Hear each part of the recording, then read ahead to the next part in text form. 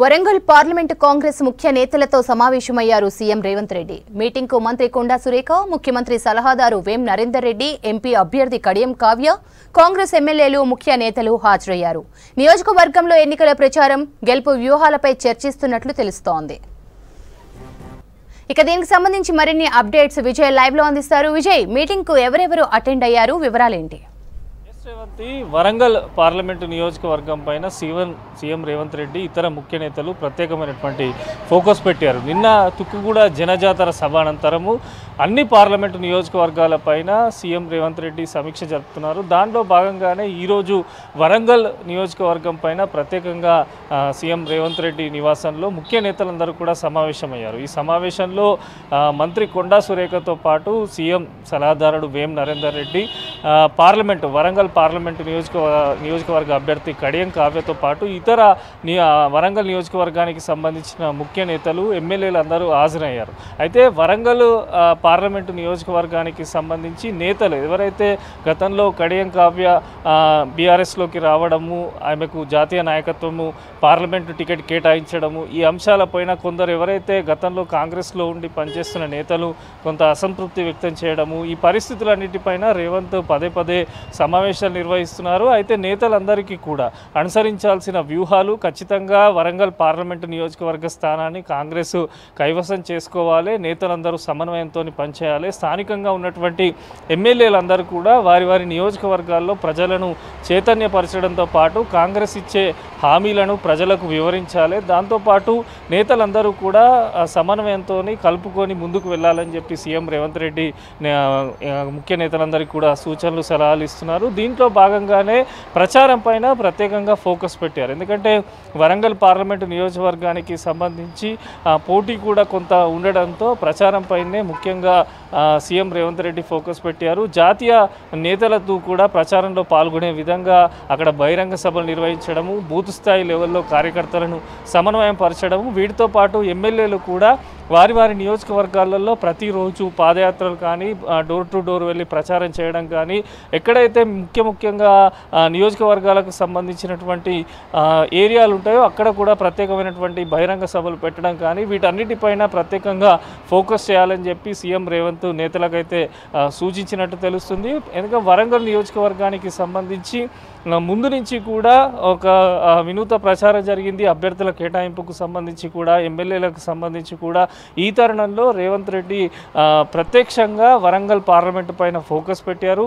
నేతలందరితో చర్చిస్తున్నారు. ఎందుకంటే ఎన్నికలకు ఇంచుమించు ఒక నెల రోజుల టైం ఉండడంతో సమన్వయంతో అందరూ కలిసికట్టుగా వెళ్ళి ప్రజల మధ్యలోనే నిరంతరం ఉండాలి. కాంగ్రెస్ అధిష్టానం నిన్న తుక్కుగూడ బహిరంగ సభలో ఏదైతే హామీలు ప్రకటించారో అవన్నీ కూడా ప్రజలకు చేరవేయాలి. జాతీయ నాయకత్వం ఫోకస్ కూడా వరంగల్ పైన ఉంది.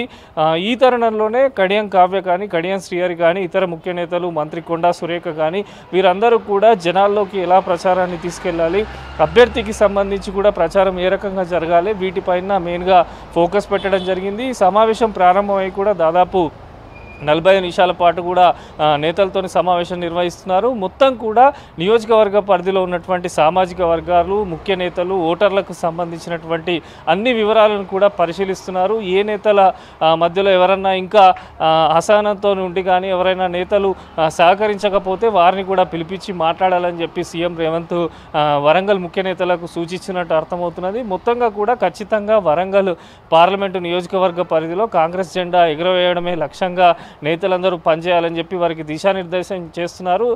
ఉగాది తర్వాత కూడా, అంటే ఇప్పుడు ఉగాది ఫెస్టివల్ తర్వాత కూడా నేతలందరూ కూడా ప్రజల మధ్యలోకి వెళ్ళేలా ఒక ప్లాన్ కూడా సిద్ధం చేస్తున్నారు. ప్రతి నియోజకవర్గానికి సంబంధించి వరంగల్ తూర్పు కానీ, పాలకుర్తి కానీ, వీటన్నిటికి సంబంధించి కూడా జనాలలో ప్రత్యేకమైనటువంటి సమావేశాలు పెట్టాలి. గ్రామ స్థాయిలో ఉన్నటువంటి కార్యకర్తలను చైతన్యపరచాలి. ఖచ్చితంగా కాంగ్రెస్ జెండా వరంగల్ పార్లమెంట్ పరిధిలో ఎగరాలి అని చెప్పి నేతలందరికీ కూడా సీఎం రేవంత్ రెడ్డి సూచనలు ఇస్తున్నట్టు తెలుస్తుంది. ముఖ్య నేతల సలహాలు కూడా తీసుకుంటున్నారు. అంటే ప్రజల మధ్యకు ఏ రకంగా వెళ్ళాలి, జాతీయ నాయకత్వం ఎవరెవరిని వరంగల్లో బహిరంగ సభలు ఎలా నిర్వహించాలి, ప్రజలందరికీ సంబంధించి ఈ హామీలను అమలు చేసేలా ప్రజల మధ్యలోకి ఎలా వెళ్ళాలి, ఈ సమావేశంలో ఈ చర్చనైతే కొనసాగుతుంది. ముఖ్యంగా ఎందుకంటే ఉన్న స్థానాలలో వరంగల్ పార్లమెంటు కీలకమైన స్థానం కనుక ఖచ్చితంగా దీనిపైన సీఎం రేవంత్ అయితే ప్రత్యేకమైనటువంటి ఫోకస్ పెట్టారు.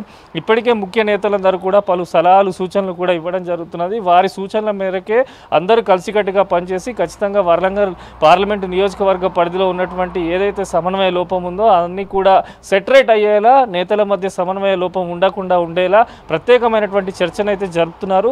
దీని అనంతరము అక్కడ నిర్వహించే ప్రచారం కానీ, పార్టీ ఉన్నటువంటి క్యాడర్ కానీ, పార్టీలో ఉన్నటువంటి నేతలందరితో కానీ మరొకసారి కూడా సమావేశం నిర్వహించే అవకాశం ఉన్నట్టు అర్థమవుతున్నది. మొత్తంగా కూడా అన్ని పార్లమెంటు నియోజకవర్గాలకు సంబంధించి సీఎం రేవంత్ రెడ్డి అయితే ప్రత్యేక శ్రద్ధ తీసుకుంటున్నారు.